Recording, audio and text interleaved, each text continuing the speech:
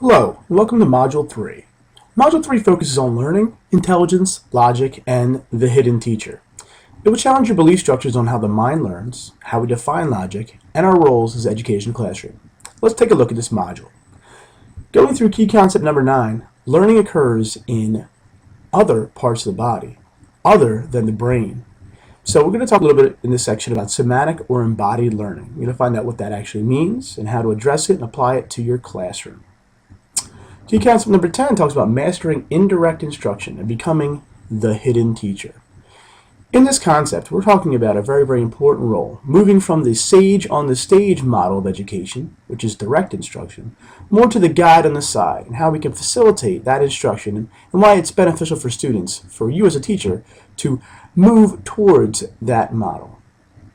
You're going to be looking at a bunch of different indirect teaching models, and once again, figure out how you can use them in your classroom, and then how it applies to the learning process. Next part, key concept number 11, is defining intelligence. There are multiple definitions of intelligence that you're going to take a look at here, and you're going to come up with which one do you most agree with. Then we're going to look at some very important, popular, growing subsets of intelligence, such as emotional intelligence here. And then, ultimately, we're going to go into key concept number 12, which is thinking logically. So we're going to say, do you think logically? And then we're going to say, how do we get our students to think logically? And what does really logic even mean in our classroom? And getting our students to think logically and the importance in your classroom.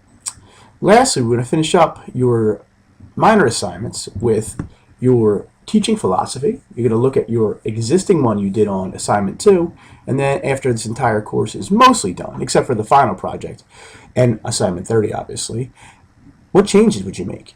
How would you go in and revise that teaching philosophy that you started way back in the beginning of the course? And lastly, a big reflection piece, assignment 30. All right, it's going to ask you to imagine that you were about to retire. It's your final thing you're going to do, your friends and family in front of you. What do you want to be known for? What do you want to accomplish? All right, what experiences did you have? It's just going to give you a chance to reflect upon all these things that you've implemented in your classroom. All right, so if you have any questions, once again, I'm just an email away. Thank you very much, and have a great day.